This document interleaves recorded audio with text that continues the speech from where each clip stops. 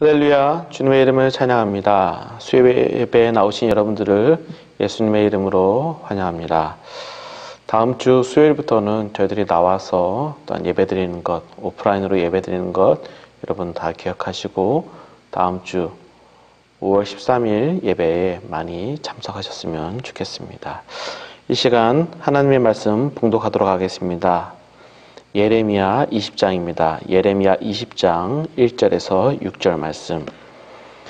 예레미야 20장 1절에서 6절 말씀 제가 봉독하겠습니다. 임멜의 아들 제사장 바수훌은 여호와의 성전 총감독이라. 그가 예레미야의 이 일 예언함을 들은지라. 이에 바수훌이 선지자 예레미야를 때리고 여호와의 성전에 있는 베냐민 문 위층에 목에 씌우는 나무코랑으로 채워 두었더라. 다음날 바수훌이 예레미야를 목에 씌우는 나무코랑에서 풀어주매 예레미야가 그에게 이르되 여호와께서 내 일을 바수훌이라 아니하시고 마골 미사빕이라 하시느니라. 여호와께서 이와 같이 말씀하시되 보라 내가 너와 내 모든 친구에게 두려움이 되게 하리니 그들이 그들의 원수들의 칼에 엎드러질 것이요 내 눈은 그들을 볼 것이며 내가 온 유다를 바벨론 왕의 손에 넘기리니 그가 그들을 사로잡아 바벨론으로 옮겨 칼로 죽이리라. 내가 또 이 성읍의 모든 부와 그 모든 소득과 그 모든 귀중품과 유다 왕들의 모든 보물을 그 원수의 손에 넘기리니 그들이 그것을 탈취하여 바벨론으로 가져가리라. 바수라 너와 내 집에 사는 모든 사람이 포로로 옮겨지리니 내가 바벨론에서 이르러 거기서 죽어 거기 묻힐 것이라. 너와 너의 거짓 예언을 들은 내 모든 친구도 그와 같으리라 하셨느니라. 아멘. 이스라엘 곧 하나님의 나라를 지탱하는 중요한 역할들을 그 하나님의 나라를 지탱하는 중요한 역할 직분이 있다면 그것은 무엇일까요? 여러 번 들어보셨을 겁니다. 아마도 제사장, 왕, 선지자 이 세 가지 직분, 이 세 가지 역할이 하나님의 나라 이스라엘에 그래서도 굉장히 중요한 역할이 아닌가 생각해 봅니다. 제사장, 하나님의 말씀을 항상 상시 가르치며 백성들의 죄를 하나님 앞으로 가지고 나아가 용서를 구하는 이 제사장, 그리고 왕, 이렇게 죄 용서함을 받은 백성을 거룩한 하나님의 백성으로 살아가도록 하나님의 말씀대로 통치하는 왕, 그리고 선지자. 선지자는 제사장과는 또 다른 위치에서 하나님의 말씀을 선포하는 선지자. 이렇게 왕과 제사장과 선지자 이 직분이 하나님의 나라 안에서 조화를 이루어 교회를 교회답게 또 성도를 성도답게 이끌지 않나 생각해 봅니다. 이 세 가지 직분 왕, 제사장, 선지자 이 중 어느 것이 먼저 시작되었을까요? 이스라엘 민족을 이끌었던 모세를 한번 보면요. 그는 이 세 가지 역할을 동시에 모두 감당한 것으로 보입니다. 그런 면에서 이 세 가지 직분은 이스라엘 초기에는 함께 시작한 것처럼 보입니다. 먼저 모세는 백성들이 불순종의 죄를 지었을 때에 이렇게 이제 애굽으로 돌아가자라고 말하면서 하나님 앞에 불순종의 죄를 지었을 때 그렇게 멸망을 자초할 때에 이 백성들의 죄를 지고 하나님 앞에 들어가 용서를 구하지요. 그렇게 제사장의 역할을 모세는 감당할 뿐만 아니라 또한 하나님의 말씀 십계명을 시내 산에서 받아 백성들에게 전달한 말씀을 받은 수요자여 또한 전달자였습니다. 또 들은 하나님의 말씀으로 백성들을 직접 통치한 왕의 역할을 또한 모세는 감당했었습니다.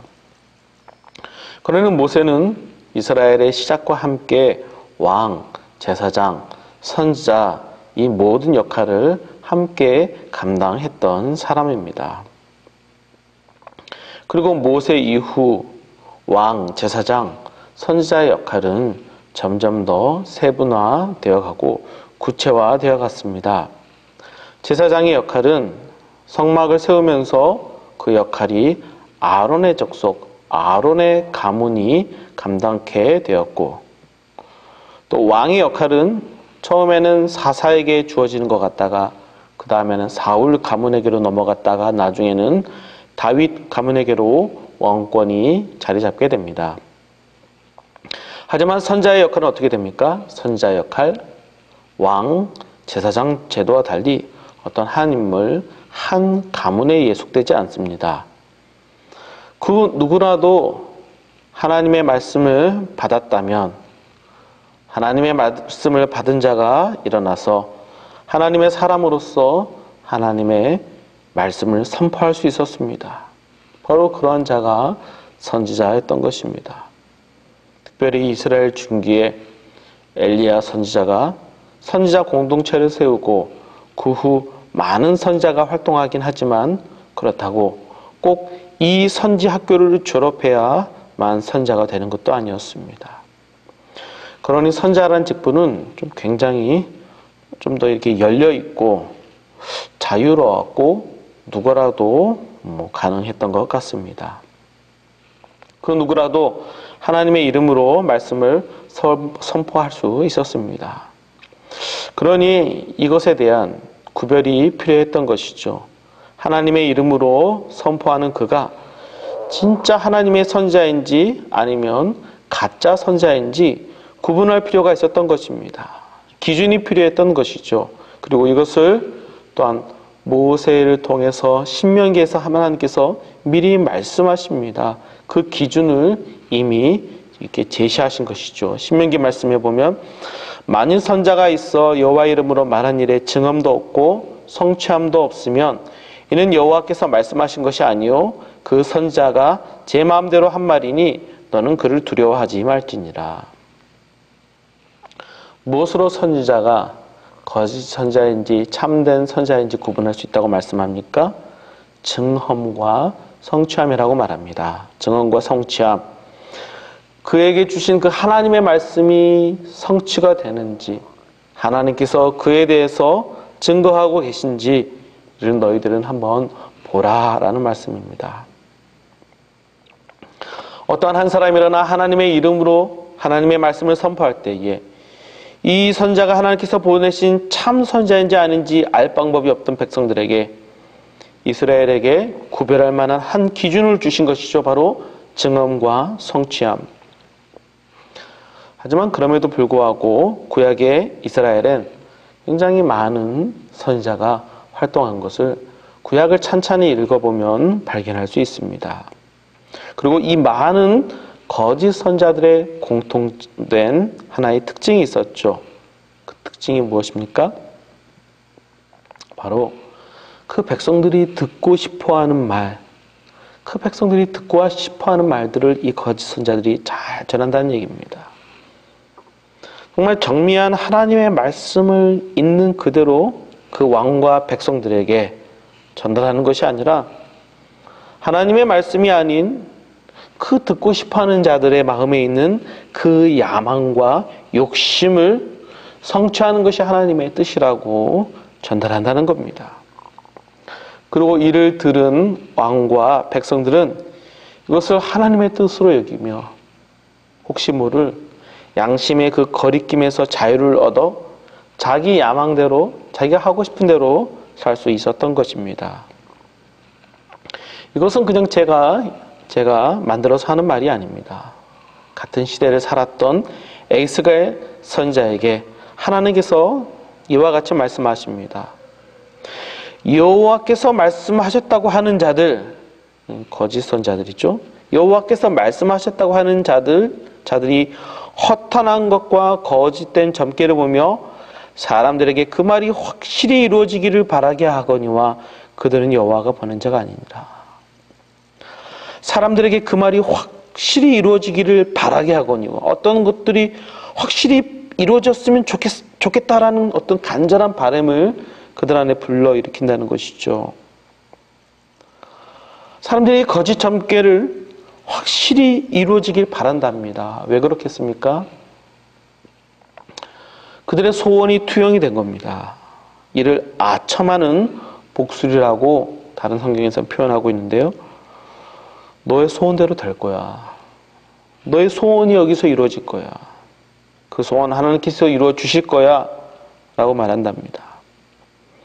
이 말을 듣고 그들이 안심하고 만족하고 또 그 거짓 선지자들의 말을 들어 간절히 바란다는 얘기죠.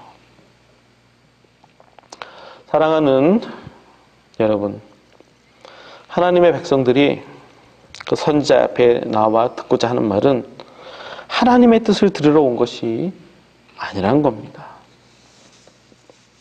하나님의 뜻을 이루는 데는 오히려 관심이 없고 자기 소원을 성취하는 데에만 관심이 있었고 그것이 바로 여기 멸망을 앞둔 이스라엘 백성들의 종교 생활이었던 것입니다. 내 뜻과 내 생각을 하나님의 뜻으로 둔갑시켜서 하는 이 역할을 또 거짓 선자들이 해왔다는 것입니다. 이 거짓 선자들에게 증언이 있었을까요? 성취함이 있었을까요? 당연히 없겠죠. 그럼에도 불구하고 이 거짓 선자들이 제거되지 않은 채 그대로 유지되는 것은 그것을 듣는 자들이 오히려 그 말을 원했기 때문인 거죠. 바로 왕과 백성들이 바로 그 거짓 선자들이 하는 말들을 듣고 싶어 했기 때문입니다. 본문으로 돌아가서 예레미야 20장 1절에 임멜의 아들 제사장 바스훌이 등장합니다. 바스훌. 21장에도 바스훌이 등장하는데 그 사람과는 다른 사람입니다. 여기 20장의 바스훌은 여호와의 성전의 총감독이라고 되어 있습니다. 총감독. 여기서 총감독은 무슨 역할을 하는 사람일까요? 대제사장과는 다른 역할을 하는 사람입니다. 대제사장은 예배와 제유에 관련된 이 모든 것을 주관하는 사람이라면 여기 총감독은 성전의 질서를 유지하는 사람입니다. 어떤 면에서 경비대장 정도가 아닐까 생각됩니다. 그렇다고 우리가 생각하는 경비 임무만 맡은 것이 아닙니다. 거짓 선자를 구별하여 가두는 역할도 하였던 것 같습니다. 예레미야 29장 26절이죠. 여기 말씀을 보시면 여호와의 성전 감독자로 세우시면 모든 미친 자와 선자 노릇을 하는 자들을 목에 씌우는 나무 고랑과 목에 씌우는 쇠 고랑을 채우게 하시면을. 여호와의 성전 감독자, 즉 성전 총감독이 무슨 일을 합니까? 이스라엘의 어떤 면에서는 영적 질서에 어긋나는 사람들을 체포하여 구금하는 권한을 갖는다는 겁니다. 어떤 면에서 이 성전 총감독은 일종의 종교 재판관, 이단 재판관처럼 뭔가 잘못된 교리나 거짓 선자들을 향한 그들에 대해서 책망하고 처벌하는 역할을 했던 것 같습니다. 본문을 보시면 이 성전 총감독 바스훌, 그 성전의 질서를 지키며 어떤 면에서는 이스라엘의 영적 질서를 지켜야 하는 이 총감독이 등장하고 있는데 이 총감독이 1절에서 누구를 가두고 있습니까? 예레미야를 가두고 있습니다. 1절에 성전 총감독 바스훌이 예레미야의 예언을 듣고 2절에서 그를 때리고 베냐민 문 위층 사람들이 어떤 면에서는 지나다니는 공개적인 장소에 쇠고랑을 채워 묶어둔 것입니다. 굴욕을 주는 것이죠. 사랑하는 여러분, 이스라엘의 중요한 직분인 제사장직과 왕직은 한 가문 안에서 유지된 것을 볼 수 있습니다. 제사장직은 아론의 가문, 왕직은 다윗의 가문, 이렇게 말입니다. 하지만 한 가문 안에서 유지되다 보니 권력이 독점화되었을 때 부패하기 쉽잖아요. 외부 감찰이 필요하겠죠. 그래서 어느 때고 누구라도 세우시는 하나님께서 선지자를 통해 그들에게 말씀하시는 겁니다. 제도권 밖에서 그 안에 있는 사람이 아니라 그 밖에서 선지자를 세우셔서 왕과 제사장들에게 하나님의 뜻을 전하게 하시는 것이죠. 그런데 여기에도 문제가 있을 수 있죠. 돈의 욕심을 가진 선지자, 거짓 선지자가 자기 마음대로 등장할 수 있으니 말입니다. 그러니 그런 사람들을 관리하도록 어떤 면에서는 성전 총감독이 있어서 그런 거짓 선지자를 책망하고 이스라엘의 영적 질서를 잡게 하는 것이겠죠. 근데 그 성전 총감독이 오늘 본문에서 누구를 잡고 있는 겁니까? 누구를 때립니까? 예레미야를 잡아 가두고 때리는 겁니다. 하나님의 말씀을 전하는 하나님의 선지자를 잡는 것입니다. 근데 놀라운 것은 그 당시 부지기수로 많이 등장하는 이 거짓 선지자들은 어떤 면에서는 내버려 두고 악한 마음으로 자기 욕심을 채우며 사람들을 현혹시키고 사람들을 거짓으로 끌고 가는 그 많은 거짓 선지자들을 다 내버려 두고 그 거짓말하는 자들에 대해서는 증험과 성취함도 찾으려 하지 않고 누굴 잡아다 혼내는 겁니까? 예레미야를 잡아 가두고 때리고 부끄러움을 주고 있는 것입니다. 이 총감독의 책무가 그러다 보니 예레미야가 참 선지자인지 거짓 선지자인지 잘 몰라서 그랬을 수 있지 않냐 생각할 수 있을 텐데요. 여러분, 성전 총감독은 제사장입니다. 제사장은 기본적으로 예배의 제의만 책임지는 자들이 아니라 하나님의 말씀을 맡은 자들이 있죠. 하나님의 말씀이 말하는 것을 밝히 아는 자들이란 말입니다. 그러면 이 제사장들이 보는 하나님의 말씀은 무엇일까요? 주로는 모세 오경일 것입니다. 창세기, 출애굽기, 레위기, 민수기, 신명기. 그리고 선지자로부터 수많은 증언과 성취함을 가지고 있는 엘리야와 엘리사에 대해서도 알았을 것입니다.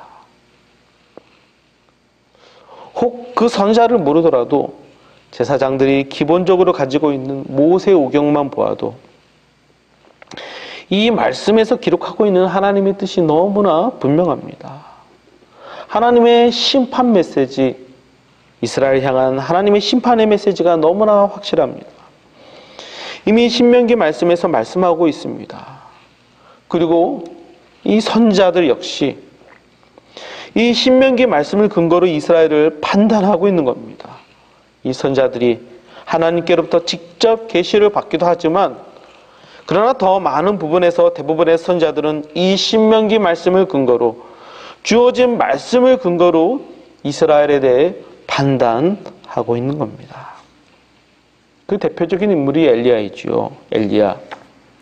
엘리야 역시 호렙산 시내산에 올라가 하나님을 만납니다. 하나님께서 모세에게 말씀을 주셨던 그 시내산에 엘리야도 올라갔죠. 이게 뭘 의미합니까?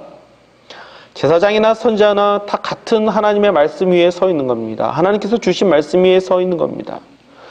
다른 말씀, 다른 기초 위에 서 있는 것이 아닙니다. 선지자나 제사장이나 기본적인 하나님의 말씀, 특별히 신명기 말씀 위에 제사장과 선지자가 함께 서 있는데요. 그러면 엘리야가 시내산에서 받은 말씀이 무엇입니까? 모세의 언약이 깨어졌고 하나님의 심판이 나타날 것이라 말씀하시는데요. 그 이후 등장하는 대부분의 선지자들이 이스라엘의 멸망을 예언합니다. 무엇을 근거로? 신명기 말씀을 근거로 전하는 겁니다. 성전 총감독 밧수울이 제사장이라면 이와 같은 내용을 모를 수 없죠. 그 이스라엘 그 말기에 있었던 그 깊은 죄악과 부패함에 대해서 성경을 열어보았을 때 그것을 모를 수가 없습니다. 아니, 몰라선 안 되는 것입니다. 그럼에도 자기에게 주어진 그 권한, 거짓 선지자를 책망하고 바른 선지자를 세워야 하는 그 권한을 잘못 사용하는 것이죠. 버젓이 활개치며 이스라엘을 병들게 하여 결국 망하게 만드는 거짓 선지자들을 내버려 두고 예레미야와 선지자, 모세의 신명기를 기초로 엘리사 선지자의 계보를 잇고 있는 예레미야 선지자를 가두고 때리고 능욕하는 것을 오늘 본문이 보여주고 있습니다. 사랑하는 여러분, 하나님의 바른 말씀은 무시하고 흘려들으며 반대로 거짓말과 달콤한 말과 기분 좋은 말만 들으려 하고 있는 것은 아닌지, 꼭 혼내는 말씀, 심판하는 말씀만 하나님의 말씀이다 라는 것을 말하려는 건 절대로 아닙니다. 혼내는 말씀 역시 그것이 정말 성경에 근거한 것인지, 아니면 정말 사람을 혼내서 두렵게 해서 떨게 해서 자기 말만 듣게 하려고 하는 그 악한 책략이 있는 것은 아닌지 여러분 분명히 구별해야 합니다. 그럼에도 불구하고 이 당시 이스라엘 백성들과 같은 내 마음과 내 소원을 이루기 위한 야망이 그 주님의 말씀보다 더 크게 자리 잡고 있는 것은 아닌지 우리 속을 한번 살펴봐야 한다는 겁니다. 그래서 그 어떤 하나님의 말씀도 내 마음에 심겨지지 못하고 있는 것은 아닌지, 아니 혹 선포되어서 뿌려져도 그 말씀이 들려도 혹 그 마음이 내게 마음에 심겨졌을 수는 있으나 그런 능히 뿌리 내리지 못하고 양분을 섭취하지 못하는, 왜요? 그 모든 양분을 내 마음의 야망과 욕심이 다 빼앗아 가므로 말씀이 뿌려져도 열매 맺지 못하는 것은 아닌지 우리들의 마음을 한번 잘 살펴봐야 한단 말입니다. 사랑하는 여러분, 이 구약에 흠결이 많은 제사장, 왕, 선지자, 그들 대신에 이 모든 것을 완성하신 온전하신 예수님이 오셨습니다. 우리가 사는 세상은 온전하신 예수님이 왕과 제사장, 선지자로 오신 그 시대를 우리는 살아가고 있습니다. 그분은 우리의 죄를 완전히 사하시는 대제사장으로 오셨고, 또 우리를 능히 통치하시는 전능하신 왕으로 하나님 우편에 지금도 계시며, 또 오늘도 우리에게 말씀하시는 선지자로 저와 여러분 안에 내주하고 계십니다. 정말 구약 시대 때와는 말할 수 없는 영광이, 그 당시에는 전혀 경험할 수 없는 정말 놀라운 영광이 우리와 함께하며 우리의 앞과 우리의 뒤와 우리의 주위를 둘러 지켜주고 있는 것입니다. 그럼에도 불구하고 우리의 마음의 중심이 빼앗김으로 선포되는 하나님의 말씀을 거짓된 말씀과 바꾸고 있는 것은 아닌지, 책망해야 할 거짓 선지자는 내버려둔 채 예레미야를 가두어 때리는 밧줄과 같은 마음을 가지고 있는 것은 아닌지 말이죠. 사랑하는 여러분, 깨어 있어야 합니다. 정말 말씀에 깨어 있어야 합니다. 그렇지 않으면 말씀을 잃어버리고 그 말씀에서 보여주시는 비전도 잃어버리고 그 말씀으로 우리에게 주신 그 약속과 환상과 소망을 잃고 그냥 세상에 떠내려가는 것입니다. 다 잃어버리고 말씀이 주어져도 이제는 반응하지 않고 오히려 하나님의 말씀을 무시하는 경향이 생겨버리는 것이죠.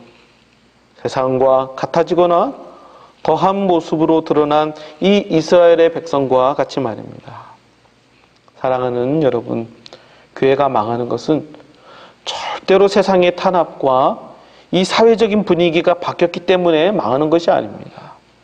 교회가 망하는 것은 하나님의 백성들이 하나님의 말씀을 잃고 비전을 잃고 꿈을 잃고 분별이 사라져 우리 하나님의 말씀을 멸시하고 무시하였기 때문에 생기는 것입니다. 오늘도 내주하시는 주님, 선자 되시는 예수님을 통한 그 말씀을 여러분 듣고 계십니까? 들으셔야 합니다. 듣고 그 말씀에 붙들려 여러분 또한 비전을 봐야 합니다. 하나님의 뜻을 바라봐야 합니다. 그때 세상이 절대로 말하지 않는 그 영광, 그리스도의 영광이 이 세상에서, 이 험한 세상에서 우리를 살게 하는 그 힘으로, 그 힘이 되어 우리를 살게 하는 것입니다. 바라옵게는 성령을 근심케 하지 마시고 항상 깨어 있어 주님의 그 바른 말씀을 듣고 그 바른 말씀 위에 서서 그 말씀을 하나님의 말씀으로 바르게 듣고 또 대우하시면서 그 말씀에 순종하심으로 이 마지막 때에 하나님의 영광스러운 백성으로 성도로서 드러나시는 여러분들 되시기를 예수 그리스도의 이름으로 부탁드리고 축원합니다. 기도하겠습니다. 은혜와 사랑의 하나님, 이 마지막 때에 또한 하나님의 말씀이 혼미하여 주의 말씀을 듣고 분별하기 어려운 이 시대 속에 또한 우리들의 마음을 깨우셔서 주의 말씀을 듣게 하시고 하나님의 은혜를 또한 구하며 찾게 하여 주신 것 감사드립니다. 더욱 우리가 주의 말씀을 듣고 주의 말씀에 귀 기울이기 원하오니 주여 그 말씀을 듣고 배에서 생수의 강이 넘쳐 흐르게 하여 주시고 우리가 그 은혜 가운데 살아가고 있는 그 예수 안에서의 그 영광을 가진 자로서 끝까지 믿음으로 우리 모두 승리할 수 있도록 인도하여 주시옵소서. 세상에 떠내려가는 자가 아니라 주님의 그 말씀을 받은 자요, 그 말씀의 영광 가운데 사는 자로서 주의 거짓되고 헛된 말씀을 쫓는 자가 아니라 주의 말씀을 쫓고 따르고 순종하며 기뻐하는 자로 저희들을 붙들어 주시옵소서. 살아계신 예수님 이름으로 기도드립니다. 아멘.